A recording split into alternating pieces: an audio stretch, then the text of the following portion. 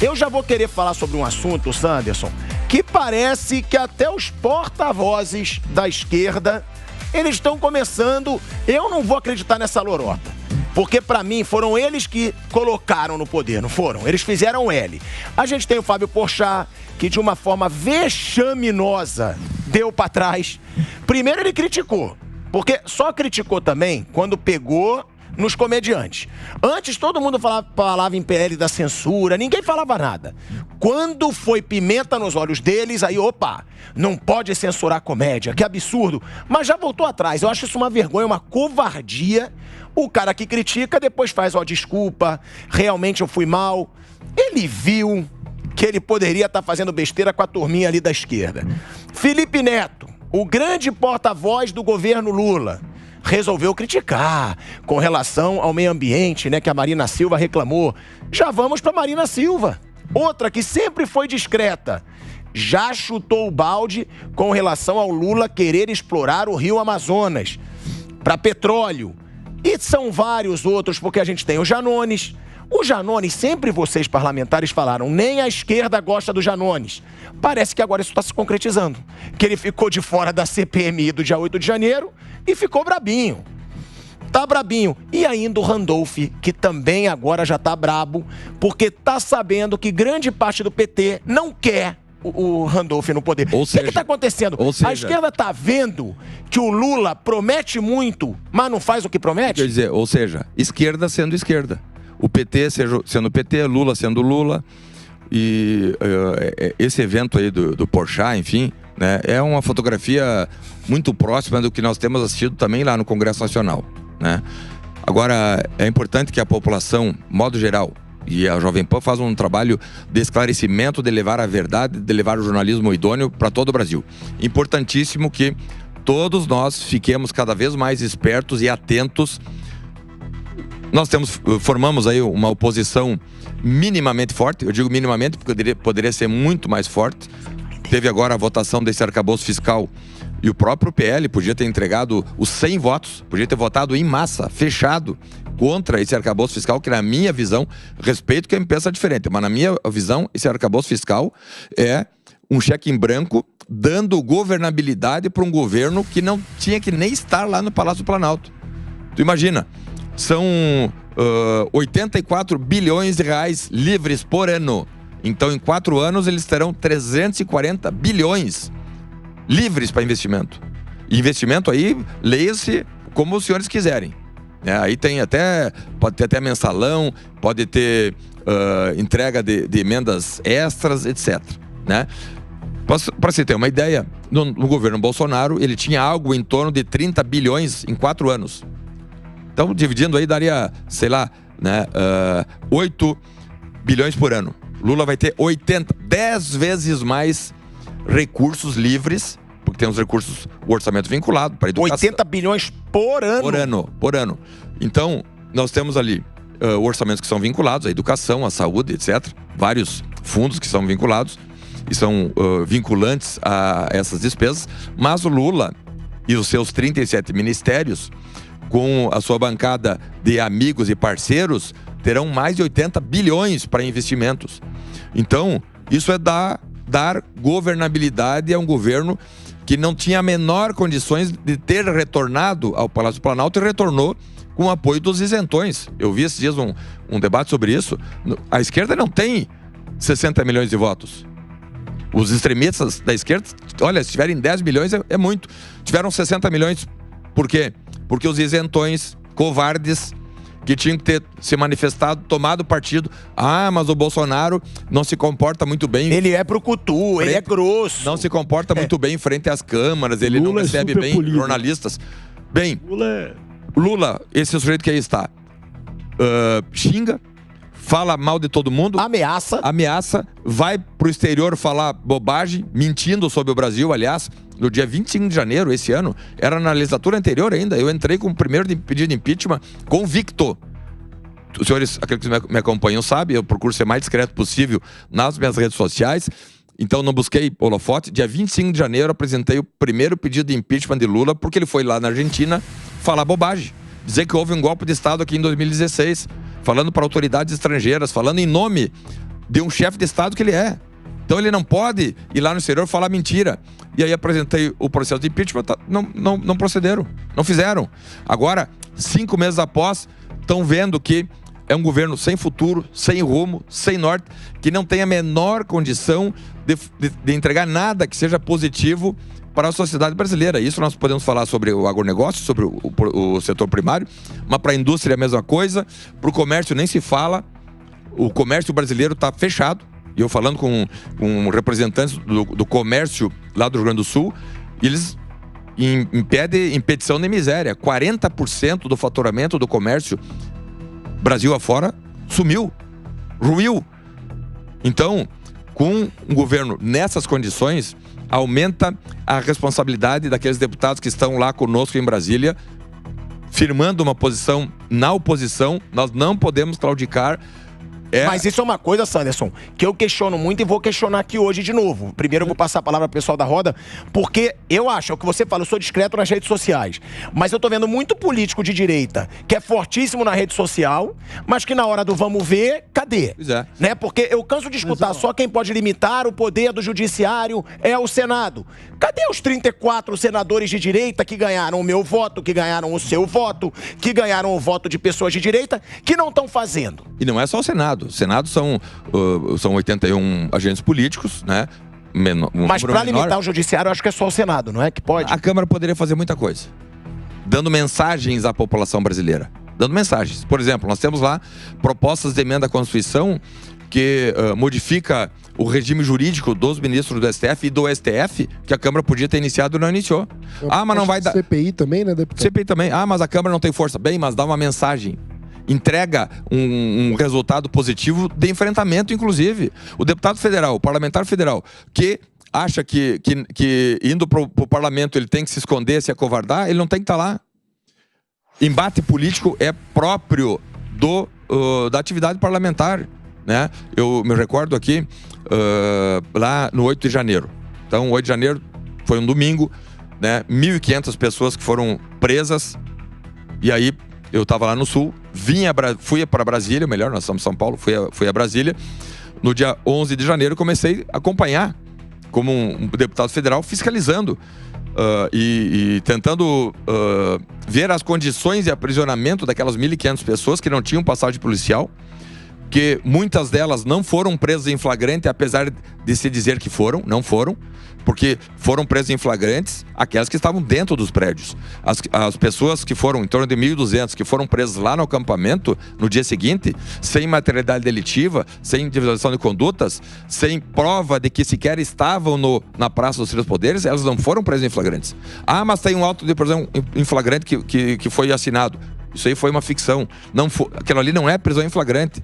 Prisão em flagrante, para qualquer aluno do primeiro ano de direito, sabe o que é. Não é prisão em flagrante. Então, a atuação da Câmara também, na minha observação, pode ser muito mais efetiva, dando um resultado mais pragmático e operativo do que aquilo que nós temos feito. Nós temos algumas ações que já estão em andamento agora. Eu cito aqui a CPMI, que conta com 16 parlamentares federais da Câmara e 16 senadores do Senado.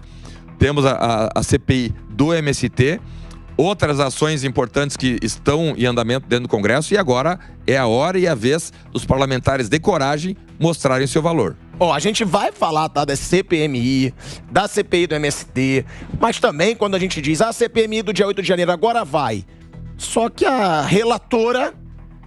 A gente vai falar dessa relação muito próxima da Elisiane com o ministro da Justiça, o Flávio Dino, que foi uma das pessoas que mais lutaram contra essa CPMI. Então a gente vai falar sobre isso ainda. Agora eu queria passar pro Alex e pro Mano, que vocês têm uma visão mais neutra, até às vezes mais de esquerda. E aí eu pergunto, a esquerda tá percebendo que o governo Lula tá uma vergonha? Porque essa é a minha opinião. Até quem é de esquerda tá começando a observar isso. Eu não sei como que demoraram tanto. A gente teve um governo repleto de escândalos de corrupção. E a gente dizia, mas por que o Bolsonaro e não o Lula? Porque um não tem escândalos de corrupção nas costas, o outro tem. E demorou para a esquerda se conscientizar? Para vocês, a esquerda está dividida ou não? E por que as pessoas de esquerda e até políticos de esquerda estão começando a questionar o governo Lula?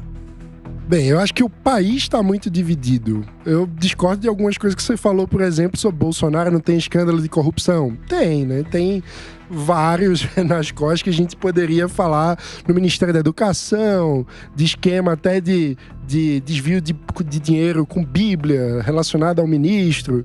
Enfim, mas para não ficar falando do passado, eu acho que o Brasil está muito dividido e muito baseado em ódio ou culto a personalidades. No lugar da gente debater projetos e propostas concretas de país, a gente tem, nos últimos anos, debatido muito um culto. Eu gosto do Bolsonaro, eu gosto do Lula, eu odeio o Bolsonaro, eu odeio o Lula.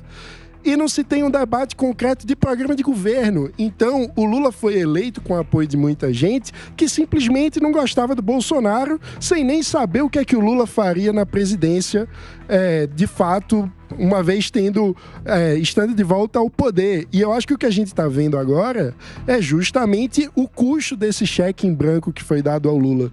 Porque quando ele, na eleição, fez uma coalizão que juntou Guilherme Boulos e Henrique Meirelles, são personagens políticos completamente distintos, que representam visões de país e de futuro completamente diferentes. O Henrique Meirelles é um cara liberal, que fez o teto de gastos no governo Temer. O Boulos, eu não preciso dar muitos detalhes do tipo de país que ele tem. Quando você junta pessoas tão diferentes como Boulos e Meirelles numa coalizão eleitoral, sem deixar claro qual é o projeto de país efetivamente que você vai tocar, na hora H, o treino é treino, jogo é jogo. Isso funciona no treino. No jogo, isso não é sustentável. Não tem como manter uma coalizão dessa. Quando você vai para a prática, você vai necessariamente desagradar um dos lados. E aí, um dos lados vai se sentir traído. E isso gera revolta, porque as pessoas se iludiram com uma projeção de que, não, Lula não está dizendo o que vai fazer, porque, na verdade, ele quer agradar o pessoal, mas ele vai fazer o que eu acredito.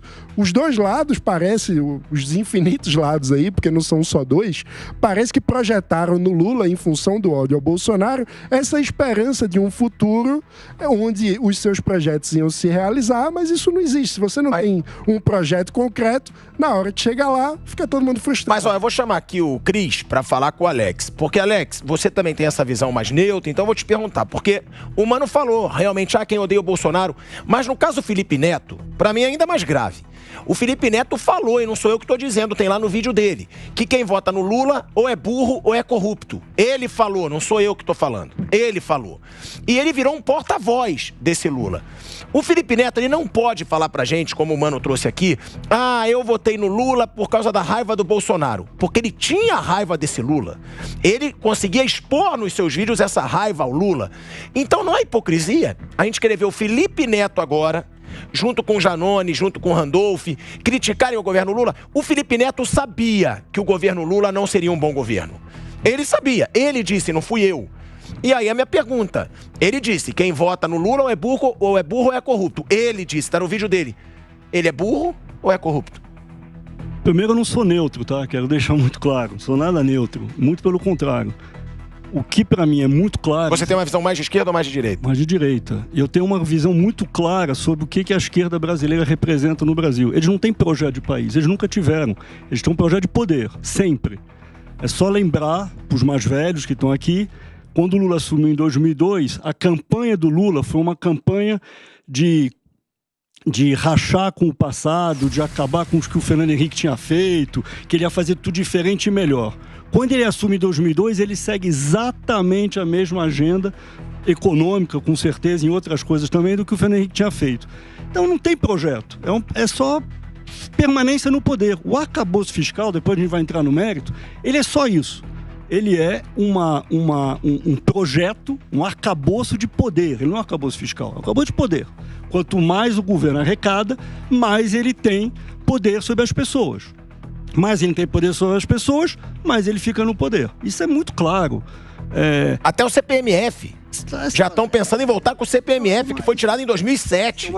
Que é sobre movimentação financeira, é um imposto sobre movimentação financeira. A esquerda, o que é uma pessoa de esquerda? A pessoa de esquerda é uma pessoa que se sente culpada, no melhor dos casos, pela pobreza do mundo e que decide resolver a pobreza com seu dinheiro. É isso que ela faz. Então o que ela precisa fazer? Ela precisa arrecadar dinheiro seu, tomar o seu dinheiro. Não é contribuição. Seu, no caso, é do outro, né? Seu do outro. Quando falam de contribuição, é outra mentira. Não existe contribuição. Contribuição é um ato voluntário.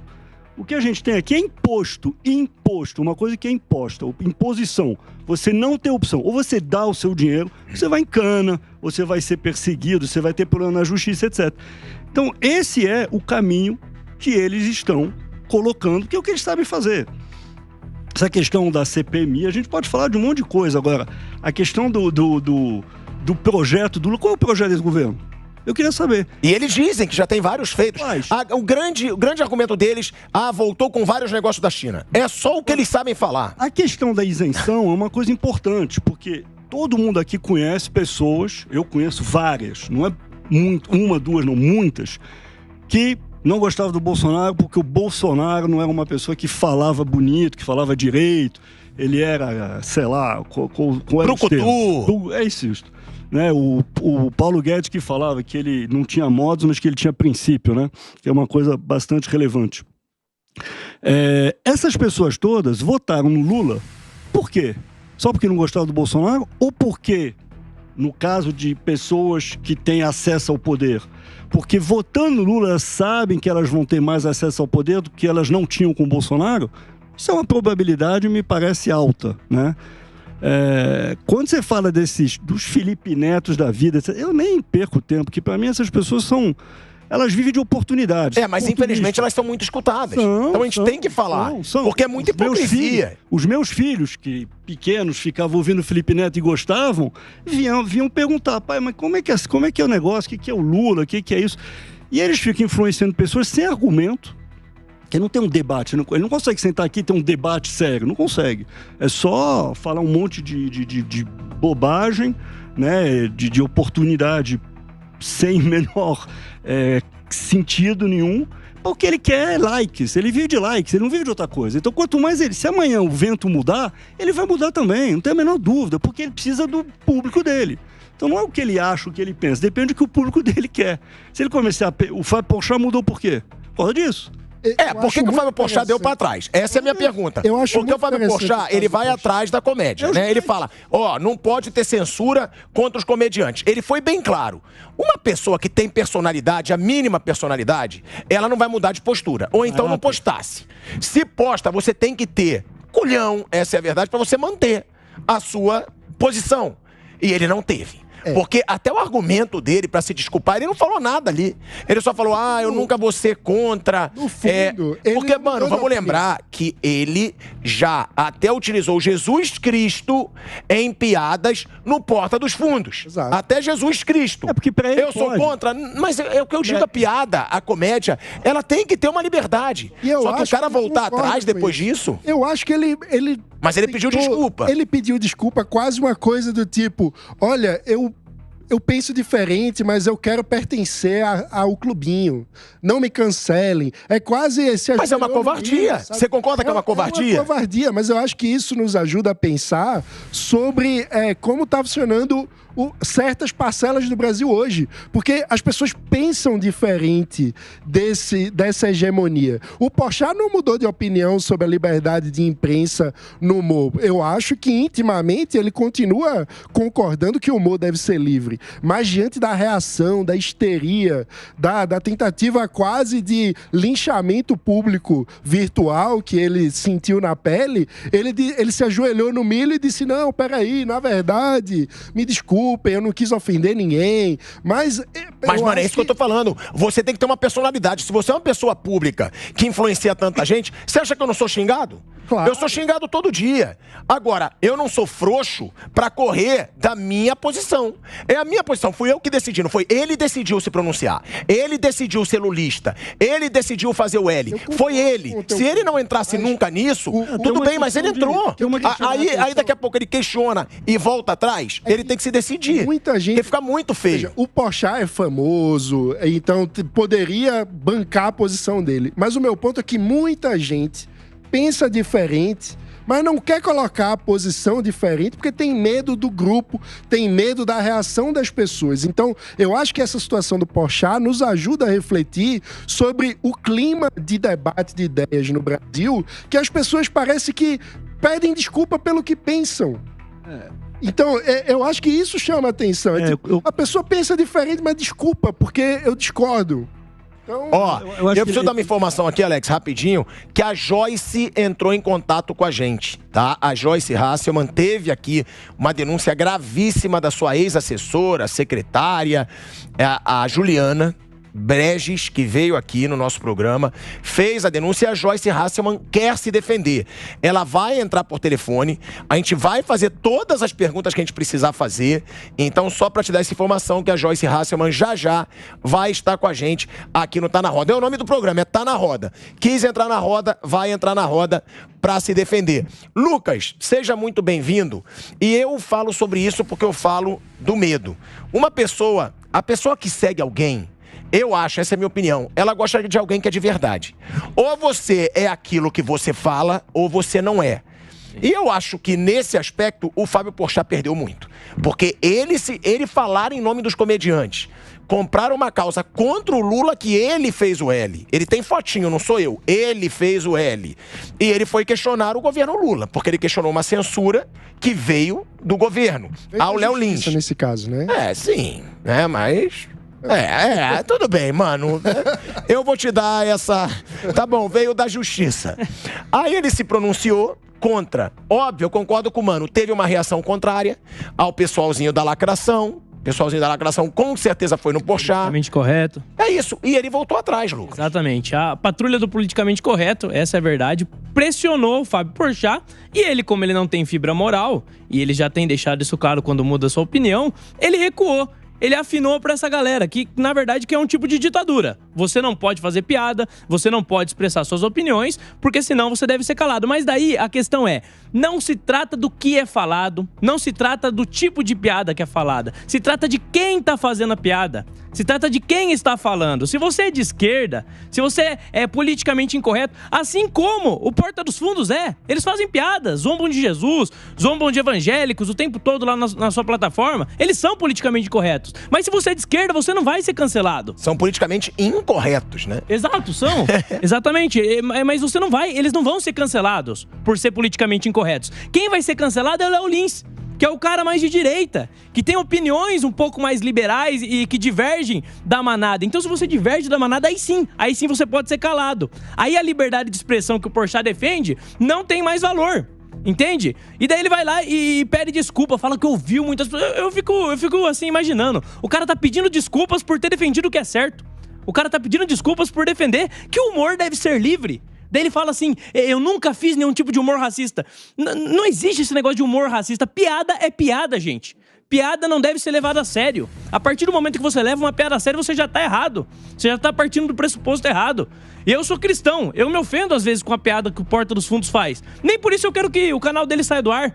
Mas com eles é diferente. Com eles, se o Léo Lins faz uma piada com uma minoria, aí não, aí tem que ser calado. Mas depende, né? Depende também de quem você ofende. Se você ofende um cristão, se você ofende um católico, um protestante, aí não tem problema nenhum. Às vezes você é até aplaudido. A liberdade de expressão tem muito valor nesses casos. Agora, vai ofender uma minoria, vai ofender o movimento LGBT, vai ofender muitas vezes o feminismo. Brinca com esse tipo de coisa pra você ver. Ah, meu irmão, aí você pisou no formigueiro. Aí você vai ter dificuldade. E quando o Fábio Porchat teve essa dificuldade, ele arregou. Não conseguiu lidar. E os corajosos sempre serão poucos, né? Tem até uma frase do Winston Churchill que eu usei em um vídeo.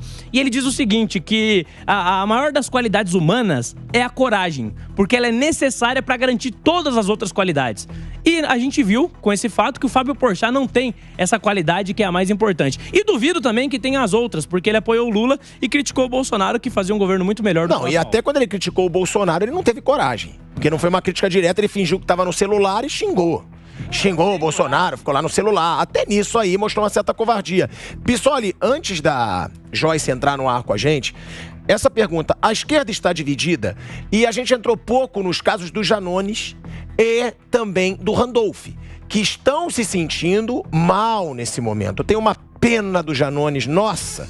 O Janones, ele não foi colocado na CPMI do dia 8 de janeiro. E já tem, né, todos os parlamentares de direita que vêm aqui, eu vou até perguntar isso pro Sanderson também, dizem, nem a esquerda gosta do Janones. Será que isso está comprovado? E outra, Randolph e Janones têm motivos para estarem insatisfeitos? O Randolph porque grande parte do PT não quer o Randolph no PT e o Janones porque não está na CPMI do dia 8 de janeiro, que a gente vai falar muito aqui. Inclusive sobre a pouca vergonha, na minha opinião, da relatora ser tão próxima ao ministro da Justiça, do Flávio Dino. Isso para mim é um desrespeito à sociedade, na minha opinião, e eu vou trazer isso para a roda. Fala. Olha, eu diria que a esquerda não só está dividida, como decepcionada com o governo. Decepcionada por quê? Dividida pelos interesses, decepcionada porque ninguém consegue sair na rua defender mais. E aí nós temos duas categorias, né? Que a gente falou aqui que são os celebridades, os artísticos, que têm um interesse basicamente comercial de atender seus públicos, de monetizar seus canais ou seus salários aí onde são contratados. E aí isso que leva a cada hora a recuar ou falar de um jeito ou de outro. E nós temos a categoria dos políticos, que é o Janones e o Randolph. E aí nós temos outros motivos para esses descontentamentos. O Janones porque achou que foi aquele que retirou uma candidatura, coordenou redes sociais do presidente Lula e achou que com isso ia ter destaque. O Janones chegou a dormir acreditando que seria ministro no governo Lula. Chegou até a desejar ser ministro das comunicações. Depois percebeu que com a velha prática de sempre, na verdade o Lula montou o seu ministério de acordo com as negociações com o Congresso e os interesses que ele tinha para compor maioria. Não estava nem um pouco preocupado com a qualidade ou com a competência de quem estava nomeando. Do outro lado, o Randolph, que estava lá, líder do Congresso pelo partido Rede Sustentabilidade, um partido pequeno, em que ele tinha um microfone toda hora, tinha destaque, tinha isso, tinha aquilo. Um personagem combativo dentro dos seus ideais. Que os petistas olham e falam assim, peraí, vai chegar aqui roubando o meu espaço? Não. Se tem uma coisa que a esquerda gosta é de holofote e de microfone. Não precisa entregar nada, mas tem que ter muito discurso. Faz discurso, faz discurso. Então eles estão vendo alguém que chega lá para fazer discurso, roubar o microfone, roubar o holofote e não querem mais concorrência. E tem um motivo adicional pro Randolph estar chateado com o governo, que nessa queda de braços com o IBAMA e com licenciamento para explorar petróleo na foz do Amazonas, o Randolph é do Amapá, ou seja, ele viu no seu estado um dinheiro que seria acrescido nos cofres públicos do seu estado e que poderia lhe garantir a reeleição ao Senado em 2026 não ser atendido, ou seja, o Ministério bloqueou a perfuração, o Randolph saiu como homem fraco do governo, sendo líder do governo no Congresso, não conseguiu garantir isso, então teve que mudar de partido para mostrar insatisfação, sob pena de não ser reeleito em 2026 ao Senado lá pelo seu estado. Essas são as premissas que levam cada um a tomar suas decisões aí.